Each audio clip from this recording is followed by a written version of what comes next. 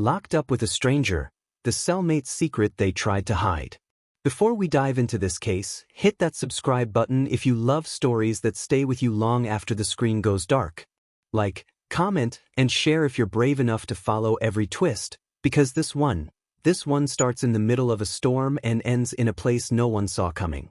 The night everything went wrong began with the blare of alarms slicing through the humid Georgia air. Officers sprinted down the long concrete corridor of Ridgewood Correctional Facility, their radios hissing with urgent, overlapping voices. A lockdown had been called without warning. Doors slammed shut. Lights flickered. Somewhere in the cell block, an inmate had triggered an emergency call button repeatedly, shouting that something was happening inside cell 247. No one knew what, and no officer had time for questions. They only knew that whatever was happening required immediate eyes and backup. When the steel door finally slid open with a groaning metallic tremor, 2 inmates stood frozen inside. One was pressed against the far wall, breathing hard, sweat running in a thin line down his temple. The other sat calmly at the edge of the bunk, hands folded neatly, as if expecting the arrival of guards. His face was unreadable. The calm one was named Ellis Ward. The man shaking against the wall was Damon Brooks.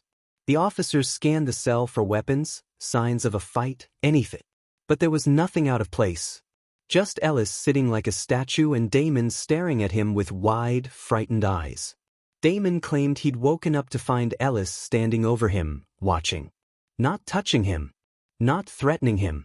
Just staring with a strange intensity that left him chilled to the bone. Ellis didn't deny it. He simply said, "I couldn't sleep." But that explanation didn't fit. Damon knew it, and the officers sensed it too. Something about Ellis Ward felt deliberate, coiled, like he was operating on instructions only he could hear. Over the next week, Ridgewood's routines became the backdrop to a silent, uncomfortable dance between the two men. Damon tried to keep his distance. He avoided eye contact, slept lightly, and jumped whenever Ellis shifted his weight. Meanwhile, Ellis spent most nights awake, quietly jotting things into a small notepad he kept tucked inside a paperback novel. He never let Damon see the pages, but Damon caught glimpses, short lines written with precision, lists, timestamps, and occasionally his own initials. It wasn't long before guards began noticing the tension between the cellmates. Damon filed multiple requests to be moved, but each one got lost somewhere in the administrative maze. Officers brushed it off as nerves. Ridgewood wasn't known for accommodating inmate comfort. Still, some officers kept their eye on cell 247 just in case. Then came the day of the routine inspection, the day everything cracked open. Officers searched the cell methodically, moving bedding, books, and clothing with practiced efficiency. When one guard lifted Ellis's paperback, the notepad slipped out and hit the floor. It landed open, face up. The first page visible read, Subject, D. Brooks. Behavioral Patterns, Day 14. The room froze. Page after page contained observations, times, patterns, interactions, and notes tied directly to Damon. It wasn't the writing of a bored inmate. These were field notes. Organized. Clinical. And in the margins of several pages were names of companies, dates of transactions, and references to ongoing investigations that no prisoner should have known about. When Ellis realized the pad was out in the open, he didn't panic. He didn't lunge for it. He simply exhaled and looked up at the officers with a resigned calm. "You weren't supposed to find that yet," he said quietly. "But I guess the operation just changed." The guards exchanged stunned looks. Damon stared at Ellis, confused and terrified, his throat tightening as a sick realization crept in. He wasn't locked in with a stranger.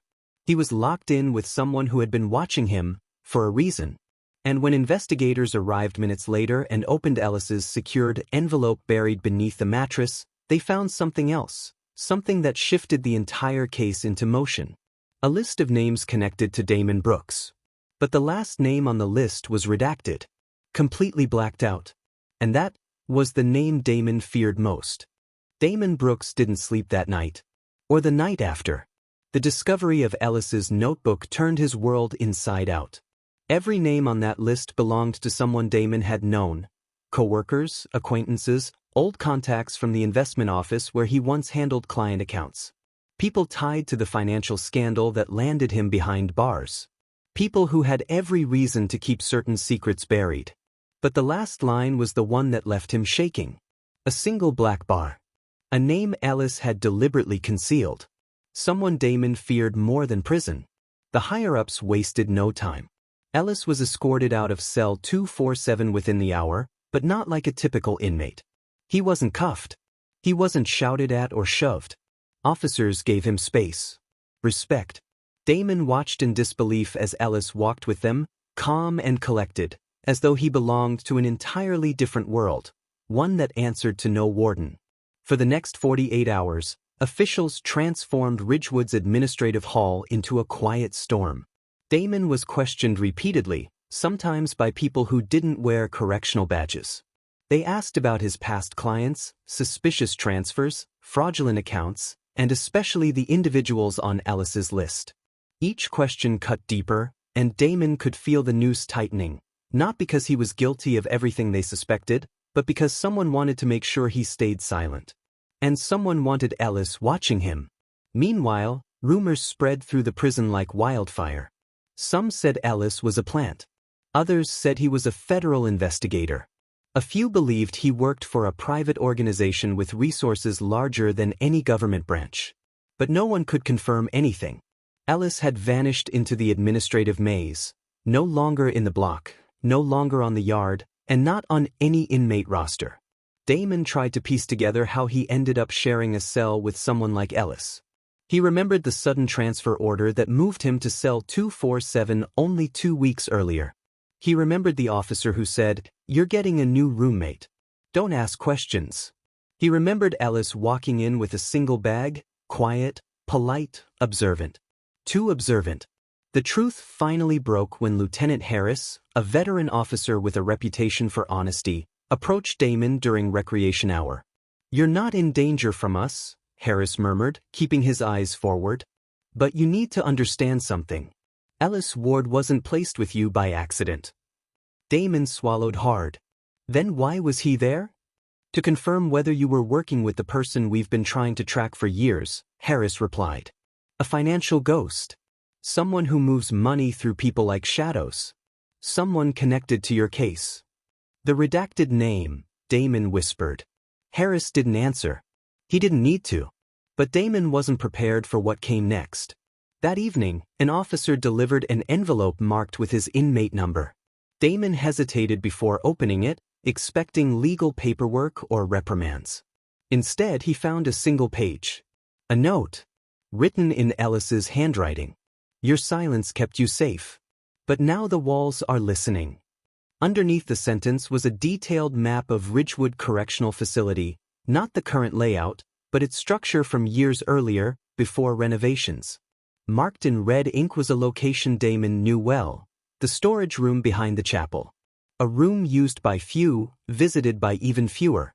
A room no longer monitored by the newer camera system. Damon didn't understand what Ellis wanted him to find there. Evidence? A message? Someone waiting? Then he noticed a second mark, another red circle. This one wasn't in the facility. It was outside, next to a name printed lightly in pencil. A name that wasn't redacted. A name Damon recognized immediately. A name he thought he'd never see again. And in that instant, he realized why Ellis had been watching him so closely. Why the operation was accelerating. Why the walls suddenly felt too thin. Someone connected to Damon, someone tied to the darkest parts of his past, had resurfaced. And they were closer than anyone expected. Damon stared at the name written in faint pencil, his heart slamming against his ribs. He hadn't spoken it in years. Hadn't dared to. The last time he'd seen the man attached to it, they were both sitting in a downtown cafe in Atlanta, discussing investment accounts that Damon now understood were anything but legitimate. A handshake, a smile, and a promise that everything was handled. Damon never questioned it. He didn't realize he had become a pawn in someone else's scheme until investigators came knocking and the entire operation imploded. And the man responsible, the one who orchestrated every fraudulent transfer and used Damon as a shield, had vanished without a trace. Now Ellis had written his name. Cole Warrington. The ghost who disappeared when the scandal broke. The man Damon once trusted. The man who left him behind to take the fall. Damon gripped the page, his hands trembling. If Ellis knew Cole's name, then Cole was no longer a ghost. He was back in the picture. And if Ellis had marked the old storage room on the map, it wasn't random. Someone wanted Damon to see something. Or someone. 2 nights later, as the facility settled into its predictable rhythm of clanging doors and echoing footsteps, Damon was escorted to the chapel for cleaning duty, a task he had never been assigned before. He understood immediately. Someone had arranged this. Harris avoided his eyes, confirming everything without a word. The chapel was quiet when Damon entered, its wooden benches casting long shadows under the dim lights. An officer pointed toward the storage room door. Damon nodded, masking the fear crawling up his spine. Inside, the air was still. Dust clung to old hymnals and broken chairs. And there, sitting on a stack of crates, waiting like he belonged there, was Ellis Ward. But he wasn't wearing inmate clothing. He was dressed in plain tactical gear, a badge clipped to his belt, half shielded by a jacket. "Close the door," Ellis said calmly. Damon obeyed before his mind caught up to his body. "You're not here to hurt me," Damon said quietly, though he didn't truly believe it. "No," Ellis replied. "You were never the target. You were leverage." Damon's voice cracked. "So Cole, he's alive?" Ellis nodded. "Alive. Active. And very aware that you're still breathing. That makes you a loose end. And loose ends disappear." Damon felt the room tilt. "I didn't know what he was doing. I didn't know." "I know." Ellis's tone softened. "That's why we put you in my cell. We needed to see if you were still connected to him. If he'd reach out. If you'd reach back." Damon shook his head. "I haven't heard from him." Ellis studied him. "But someone else has." He handed Damon a small photograph. Damon nearly dropped it when he saw the face.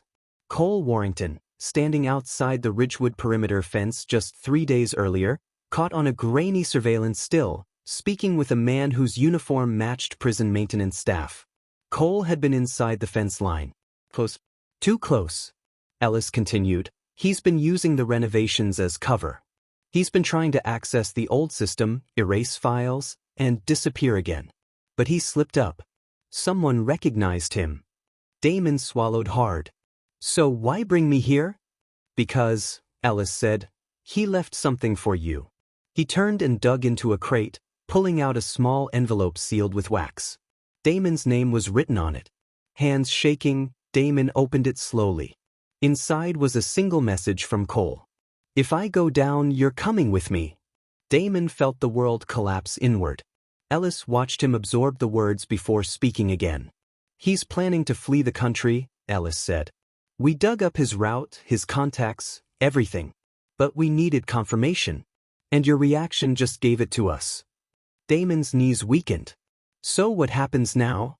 Ellis stepped closer, lowering his voice. "Now we catch him. But you need to understand something. Once we make this move, your life changes.